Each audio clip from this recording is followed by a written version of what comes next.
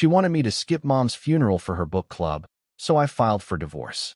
Before we begin the story, make sure to subscribe to our channel and never miss more incredible stories every day. My mother's body wasn't even cold yet when my wife complained about a scheduling conflict. I was standing in the center of our heavily mortgaged, over-decorated suburban master bedroom, staring blankly at the dark wool of my funeral suit. It smelled of dry cleaning fluid and old mothballs. The weight of the last 6 months sat squarely on my chest. Mom had passed away 36 hours ago, and my brain was still struggling to process the absolute, deafening silence that follows a long, brutal battle with cancer. I just wanted to sleep, but I had to pick out a tie. That's when Chloe walked in. She didn't look at my face. She didn't offer a comforting touch. She was staring at her iPad screen, her manicured nails tapping a frantic rhythm against the glass. "Arthur, we have a massive problem," she sighed, exasperated. I turned slowly, expecting an issue with the funeral home. "Julian just finalized the caterer for Friday," she continued, her voice tight with genuine stress. "That's the exact time as your mother's viewing. You know it's my turn to host the book club. It's the most important event of the season, and Julian expects perfection."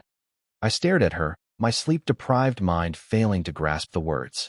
Julian was the wealthy, arrogant founder of this exclusive social circle she had obsessed over for a year. "Chloe, it's my mother's funeral," I rasped. She finally looked up, her expression a mask of mild inconvenience. "I know, babe, but can't you just move the viewing? Or honestly, do you even need to be there for the whole thing? People will understand if you slip out early to help me set up." The sheer callousness of the request didn't make me scream. It just made everything go completely numb. The woman I had married was annoyed that my dead mother was ruining her party. I looked at her perfectly applied makeup and realized I was entirely alone. I slowly turned back to my suit, feeling a cold clarity wash over my exhausted brain. I finally understood the dark truth about my wife. I was about to discover just how dark her secrets truly were. Part 2. For the past 6 months, my entire existence had been reduced to the sterile, heartbreaking reality of a hospice room. The relentless hum of the oxygen machine and the sharp, chemical stench of hospital-grade sanitizer had become my permanent atmosphere. I spent every night sleeping in a cracked vinyl chair beside Mom's bed, holding her fragile hand as the cancer aggressively hollowed her out. I would drive straight from the ward to my corporate accounting job, my eyes burning from exhaustion, trying to keep my career from collapsing. I desperately needed a partner, a shoulder to lean on, but Chloe had effectively checked out the moment Mom's diagnosis turned terminal. At first, her excuses were subtle. She had sudden deadlines, a mild cold, or an unexpected migraine. But as the weeks dragged into months, her avoidance became blatant. Whenever I came home for a few hours to shower, she would physically recoil from me.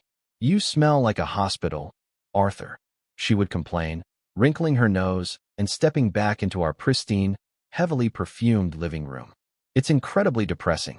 I need a glass of wine to just process the negative energy." While I was watching my mother take her agonizing final breaths, Chloe was entirely consumed by her sudden elevation into a high society social circle. She called it a book club, but I never saw her read a single novel.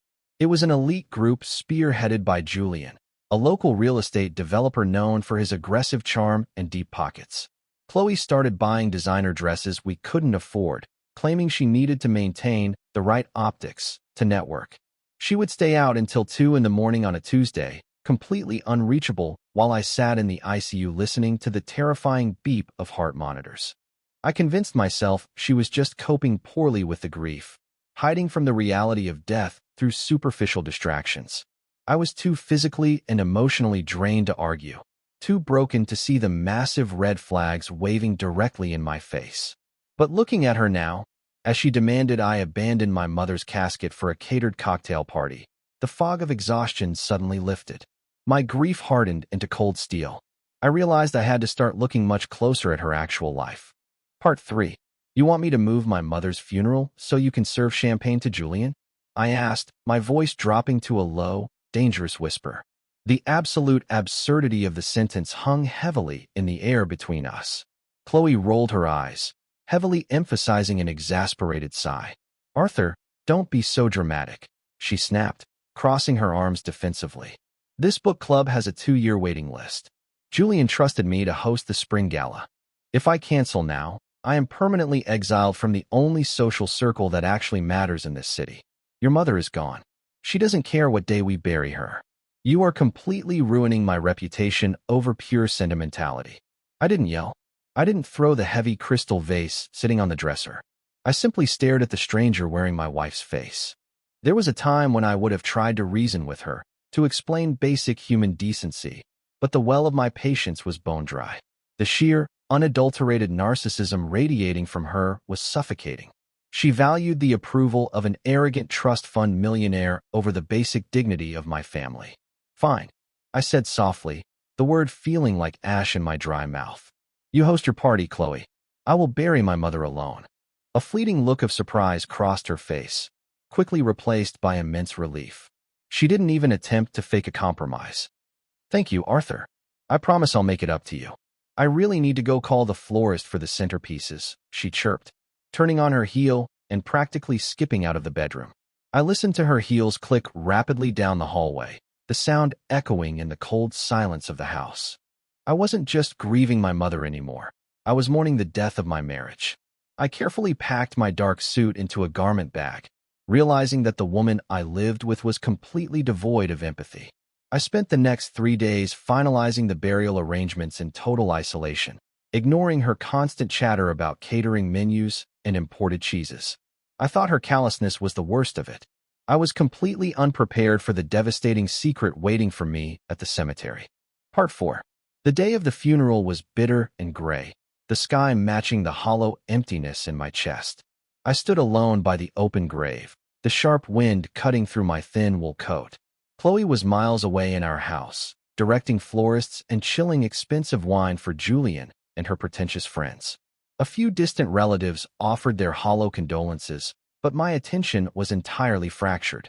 As the cemetery workers began to lower the casket, a hand gently gripped my shoulder. I turned to see Mr. Vance, my mother's longtime estate attorney. He was a sharp, old-school man in his late 60s, a veteran of countless probate battles. Arthur, I am deeply sorry for your loss, he murmured, his voice grave. She was a wonderful woman. I thanked him, assuming this was just a standard professional courtesy. But Mr. Vance didn't walk away. He lingered, shifting uncomfortably from foot to foot, his keen eyes scanning the dispersing crowd. Arthur, he began hesitantly, lowering his voice. I know this is an incredibly inappropriate time, but I have a fiduciary duty to ask. Has there been a sudden financial emergency you haven't mentioned? I frowned, wiping the cold rain from my face. No, Mr. Vance. The hospital bills were covered by insurance. Why do you ask? He pulled a small, leather-bound notebook from his inner coat pocket. The bank flagged a massive transaction on your joint account, the one linked directly to your mother's estate trust. 3 days ago, a $40,000 equity withdrawal was fully executed. The authorization forms carried both your signature and your wife's signature. I assumed you were covering final medical expenses, but the destination account was highly unusual. The cold wind suddenly felt like ice water in my veins. $40,000. I hadn't signed anything. I hadn't even been to a bank in months. I had been sitting in a hospice ward watching my mother die. I stared at the attorney, my breath catching in my throat as the devastating reality of his words clicked into place. My wife hadn't just abandoned me in my grief to host a party. I had to uncover exactly where that massive sum of money had disappeared to. Part 5. The drive back from the cemetery was a total blur of gray asphalt and white-hot panic. The sterile smell of the funeral home was entirely replaced by the metallic tang of adrenaline flooding my system. I pulled my car into the driveway of our suburban house, turning off the engine but making no move to get out. Through the large front windows, I could see the caterers setting up high-top tables in our living room. Chloe was laughing, holding a crystal glass, completely oblivious to the fact that I was sitting outside in my funeral suit, systematically tearing her lies apart. I pulled out my phone with trembling fingers and immediately logged into our primary banking portal. I usually let Chloe handle the day-to-day finances, a naive mistake born of exhaustion and misplaced trust. As the screen loaded, my heart violently slammed against my ribs. There it was, a massive, glaring line item, A $40,000 transfer from the home equity line of credit we shared with my mother's estate, instantly routed to an external account I didn't recognize. I tapped furiously, pulling up the digital receipt.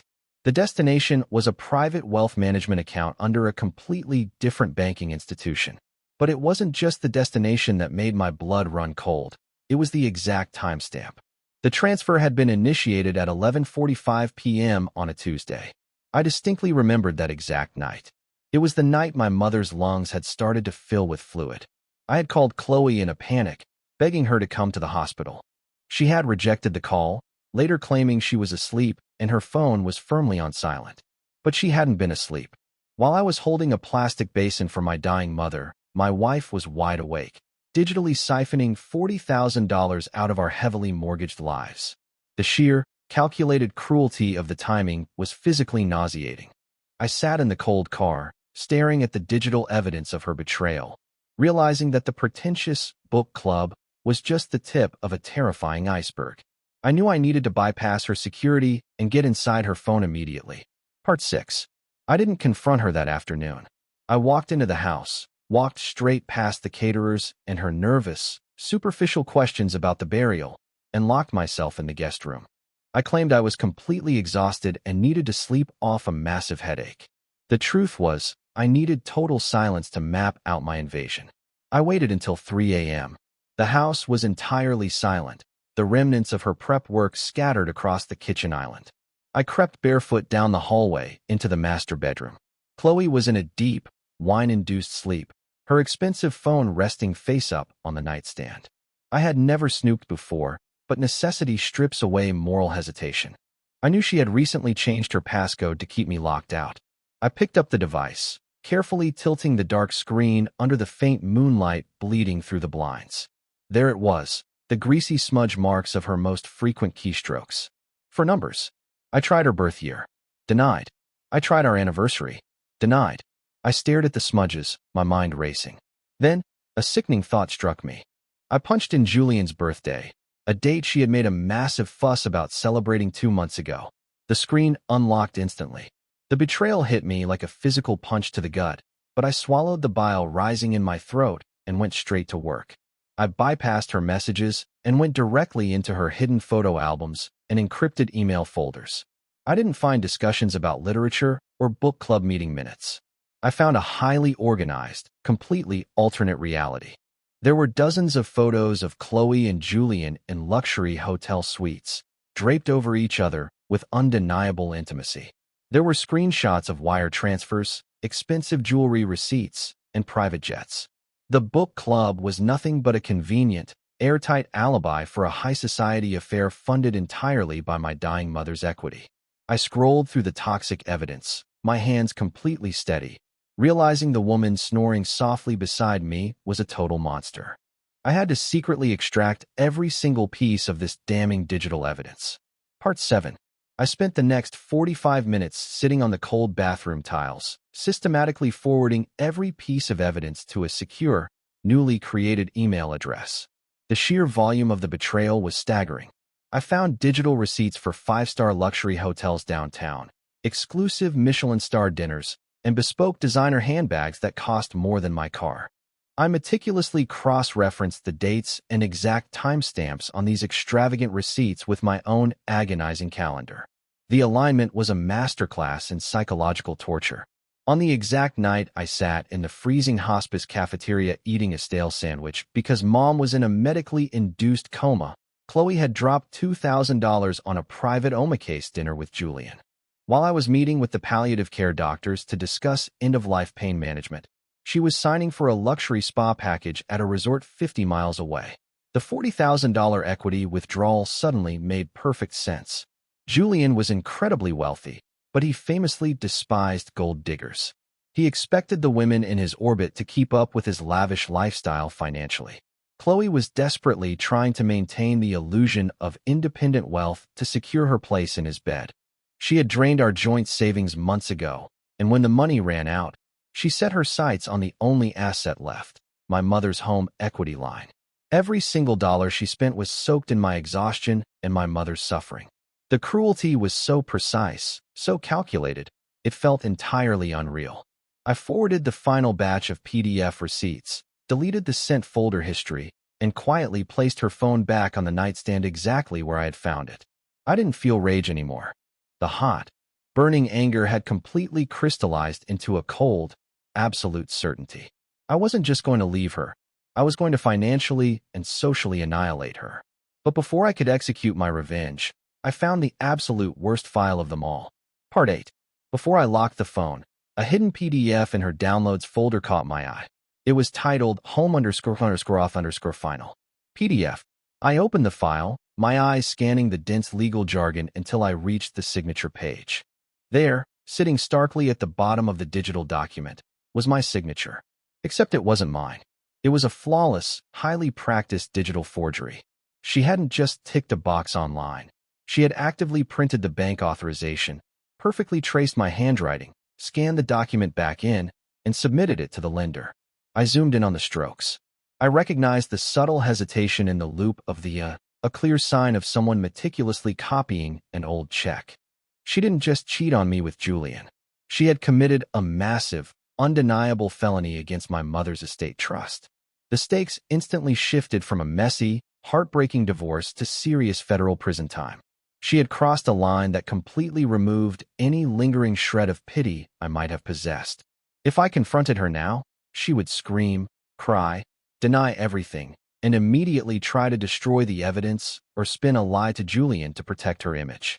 She would play the victim, claiming the extreme stress of my mother's terminal illness drove her to temporary financial insanity. I couldn't allow her that luxurious escape route.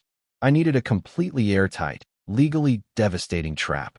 I needed to let her build her perfect, fragile house of cards exactly how she wanted it, so I could burn it to the ground while everyone she desperately wanted to impress was standing right there watching. I crept back into the cold guest room, staring at the ceiling as the sun slowly began to rise over the quiet suburbs. I listened to the birds chirping outside my window, a deeply cruel contrast to the absolute darkness settling inside my mind. I eagerly waited for the ruthless divorce attorney's office to finally open for the day. Part 9. At 9 a.m. sharp, I was sitting in the sleek, glass-walled office of Marcus Thorne, the most notoriously ruthless divorce attorney in the city. I didn't waste time with tears or emotional backstories. I simply slid a thick, freshly printed manila folder across his heavy mahogany desk. Thorne opened it, his sharp eyes scanning the hotel receipts, the explicit photos with Julian, and finally, the meticulously forged bank authorization form. A slow, predatory smile spread across his face. "Arthur," Thorne said, leaning back in his leather chair, "your wife has handed us the equivalent of a legal nuclear weapon. We spent the next 3 hours engineering an absolute financial firewall. Using the undeniable proof of felony fraud, Thorne filed an emergency ex parte motion to instantly freeze all of Chloe's access to our remaining joint accounts. He legally petitioned my mother's estate, entirely shielding it from any further bleeding. Here is the hard part," Thorne warned, tapping his pen against the desk. "The freeze won't hit the banking systems until Friday afternoon. You need to go home and play the devoted, grieving husband. Do not yell. Do not confront her. If she suspects anything, she will drain whatever cash is left and run. Can you endure 3 days of psychological torture?" I thought about my mother, suffocating in a hospice bed while Chloe drank champagne with another man. "I can endure anything," I replied coldly. We meticulously plotted the exact logistics of the confrontation. The timing was going to be completely flawless. The trap was engineered to spring at the exact moment she felt the most secure, the most triumphant, and the most untouchable. I shook Thorne's hand, feeling a terrifying sense of calm settle over my entire body. I walked out of his office and stepped into the sunlight, fully prepared for war. I was absolutely ready to execute the most difficult acting performance of my entire life. Part 10. The next 72 hours were an exercise in absolute, mind-bending psychological torture. I returned to the house to find Chloe in a frantic, manic state over her upcoming book club party. The moment I walked through the door, she launched into a tirade about the caterer using the wrong type of truffle oil for the bruschetta. I stood there in my dark suit, fresh from legally securing her destruction, and forced the muscles in my face to form a gentle, submissive smile. I'm sure Julian won't even notice, honey. I lied smoothly, the words tasting like poison on my tongue. You always throw the most amazing events. She stopped pacing, looking at me with a mix of surprise and utter relief. She truly believed her manipulation was flawless. Thank you, Arthur. You are being so understanding about this, she cooed, entirely missing the irony. I spent the next 2 days walking through my own home like a ghost. I made her morning coffee, ensuring the cream was exactly to her liking, while hiding my absolute, bone-deep disgust behind a blank, grieving face. I watched her unbox a stunning new designer dress she had bought with my stolen money, complimenting the emerald green silk while secretly visualizing her wearing a bright orange prison jumpsuit. The absolute hardest part was the physical proximity. Whenever she brushed past me in the narrow kitchen or tried to offer a superficial, performative hug to keep up appearances for the passing neighbors, my skin violently crawled with revulsion. I had to mentally repeat the timeline Thorne and I had built, anchoring my fragile sanity to the fast-approaching Friday night. I was a loaded spring, compressing tighter and tighter with every fake smile, every forced conversation, and every single lie she casually tossed into the air.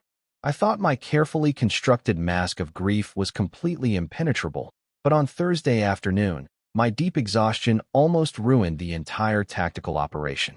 I was completely unprepared for the terrifying close call that almost ruined my entire trap. Part 11. It happened on Thursday afternoon, just 24 hours before the trap was scheduled to spring. I was standing in the kitchen, sorting through a massive stack of incoming mail. I was highly agitated, desperately waiting for the physical confirmation letter from Thorne regarding the frozen bank accounts. I pulled a thick envelope bearing the logo of our primary bank and quickly ripped it open. I was so focused on reading the freeze confirmation that I didn't hear the soft padding of Chloe's bare feet on the hardwood floor behind me. "What's that?" Her voice suddenly chirped, sharply piercing the silence. I violently jumped, instantly crushing the bank letter against my chest to hide the bold red, account frozen header. My heart hammered against my ribs like a trapped bird. Chloe was standing less than 2 feet away, her eyes narrowed with sudden, sharp suspicion. She saw the bank logo printed on the torn envelope sitting on the marble counter. "Why is the bank sending certified mail, Arthur?" she demanded, stepping closer, reaching her hand out to grab the paper from my tight grip. My mind raced at 1,000,000 miles an hour. If she saw this letter, she would immediately panic, call Julian, and the entire public exposure would collapse. I forced my shoulders to drop, releasing a heavy, incredibly sad sigh. "It's from Mom's estate," I lied, injecting a perfect dose of exhaustion and sorrow into my voice. "The hospital is threatening to place a lien for unpaid palliative care bills. The bank is just notifying me of the pending debt." Chloe stopped dead in her tracks. The suspicion instantly vanished from her face, immediately replaced by extreme annoyance and physical revulsion. Medical debt was far too ugly and depressing for her aesthetic world. She literally recoiled from the envelope. "Ugh, deal with that in your office, please. Don't leave depressing medical bills near the appetizers," she huffed, turning around and walking away. I closed my eyes, letting out a shaky breath, realizing just how dangerously close I had come to failure. I survived the scare, and the trap was finally set for Friday night. Part 12. Friday evening finally arrived, and our quiet suburban house was completely transformed into a pretentious, high-society venue. The air was thick with the cloying smell of expensive perfume, catered garlic crostini, and arrogant, hollow laughter. Chloe had truly outdone herself. She was wearing the stolen emerald green silk dress, floating through the crowded living room like a triumphant queen holding court. She had essentially banished me to the dark corner near the kitchen, treating me like an embarrassing, grieving relative who just happened to live there. I stood quietly holding a heavy glass of sparkling water, my eyes systematically sweeping over the room. There were at least 30 people crammed into our living space, holding expensive crystal glasses and loudly discussing luxury vacations. And there, standing aggressively by the fireplace, was Julian. He was exactly as arrogant as I had imagined, holding court and loudly laughing at his own mediocre jokes. Every few minutes, Chloe would drift back to him, gently touching his arm, projecting an undeniable, sickening intimacy that made my blood boil. The oblivious guests thought they were witnessing a charming hostess. I knew I was watching a ruthless parasite secure her next wealthy host. The clock on the wall slowly ticked toward 8 o'clock. My phone vibrated heavily in my pocket. It was a single text message from Mr. Vance, the estate attorney, who had coordinated with Thorne's legal team. The message simply read, "The delivery is at the front door." I took a deep breath, feeling the cold, frantic adrenaline completely wash away my lingering grief. I placed my water glass down on the marble counter with a sharp, decisive click. I navigated through the sea of expensive suits, heading straight for the heavy oak front door. I was finally ready to burn her fraudulent empire to the ground. I pulled the door open, ready to unleash absolute devastation upon her perfectly curated life. Part 13. I opened the front door to find a man in a plain delivery uniform holding a thick, rigid document envelope. He nodded at me, confirming my identity with a glance. I didn't take the envelope. I turned back to the crowded, noisy living room and raised my voice just enough to cut through the arrogant chatter. "Chloe, darling, there is a special delivery for you," I called out clearly. The room slowly quieted down. People turned their heads, expecting some lavish gift or an extravagant floral arrangement. Chloe smiled brightly, her eyes shining with narcissistic pride as she glided elegantly across the room toward the entryway, closely followed by Julian, who was looking incredibly smug. She reached out her manicured hands to accept the envelope from the delivery man. "For me? Oh, Arthur, you shouldn't have," she cooed loudly for the audience. The server handed it to her and stepped back. "You have been served," the man stated flatly, instantly turning and walking down the driveway. The smile completely vanished from Chloe's face. She tore open the tab, her hands suddenly trembling. The heavy legal divorce petition slid out, but it wasn't alone. I had insisted Thorne attach the high-resolution photographs of her and Julian, along with the heavily highlighted, forged $40,000 bank authorization form. They spilled onto the pristine hardwood floor for everyone to see. "What is this?" Julian demanded, stepping forward to look at the scattered papers. "It's a divorce petition, Julian," I said, my voice echoing coldly in the silent room. "And it's also felony fraud evidence. You see, Chloe didn't just sleep with you in luxury hotels while my mother was suffocating to death in a hospice ward. She forged my signature to steal $40,000 from my dying mother's estate to pay for those exact same hotels." The entire room gasped in absolute, horrified unison as the ugly truth dropped like a bomb. I watched the color completely drain from her face as her social mask shattered forever. Part 14. The silence in the living room was absolutely deafening.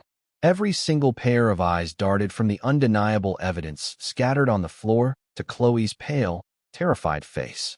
Julian, the man she had destroyed her marriage to impress, reacted exactly like the self-serving coward he was. He looked at the forged bank document, realized the massive legal and public relations nightmare unfolding at his feet, and physically backed away from her. "Are you insane?" Julian hissed at her, his voice dripping with pure disgust. "You stole money from a dying woman to buy me dinners? Do not ever contact me again." He turned on his heel and stormed out the front door without looking back. That was the spark that ignited the mass exodus. The pretentious guests, terrified of being associated with a felony fraud scandal, instantly rushed for their coats. Within 3 minutes, the house was entirely empty except for me and a completely broken Chloe. Her social mask had violently shattered. She fell to her knees, sobbing hysterically, trying to gather the scattered evidence as if she could stuff the terrible truth back into the envelope. "Arthur, please. It was a mistake. I can pay it back," she screamed, the elegant hostess replaced by a desperate, cornered criminal. I looked down at her, feeling absolutely nothing. The immense love I once had for her was entirely dead, replaced by the cold, sterile reality of her betrayal. "You can explain that to the police detectives tomorrow morning," I replied in a flat, unyielding tone. "Thorne has already frozen every single account. You have absolutely zero access to my money. Pack a bag. You have 10 minutes to get out of my house before I call the cops for trespassing." She tried to beg, clawing at my pant leg, but I simply stepped back, leaving her entirely alone on the floor. I watched her pack a single suitcase, completely ruined. She dragged her suitcase out the door, stepping into the cold night with absolutely nothing. Part 15. The moment the heavy front door clicked shut behind her, the suffocating tension in the house finally broke. I stood in the center of the living room, surrounded by half-empty champagne glasses and untouched gourmet appetizers, and simply breathed. The silence wasn't deafening anymore. It was incredibly peaceful. I walked over to the mantel, picked up a small, framed photograph of my mother, and finally allowed myself to truly cry. I wept for her suffering. I wept for my broken marriage, and I wept for the sheer exhaustion of carrying it all alone. But the tears were cleansing. Over the next 6 months, the legal hammer dropped exactly as Thorne promised. Chloe faced severe criminal charges for the wire fraud and forgery, permanently destroying any chance she ever had of re-entering high society. The divorce was ruthlessly swift, entirely in my favor, leaving her drowning in the massive debts she had secretly accumulated. The house was sold, the stolen equity was safely returned to my mother's estate, and I moved into a smaller, quieter place that smelled like fresh pine trees instead of expensive perfume. Going through this absolute hell taught me a brutal, unforgiving truth about human nature. When someone clearly shows you they lack basic empathy during your darkest moments, believe them immediately. Narcissists will use your profound grief as a convenient smokescreen to advance their own selfish agendas, draining your soul and your bank account while demanding you apologize for your sadness. If your partner resents your pain because it inconveniences their social calendar, pack your bags and run without looking back. You cannot love a toxic person into growing a conscience. Today, I am 35 years old, my mother's financial legacy is fiercely protected, and my daily life is wonderfully, beautifully quiet. The storm completely destroyed the fragile foundation of my past, but it ultimately cleared the ground for a much better future. I survived the absolute worst, and my ultimate revenge was simply finding my total peace.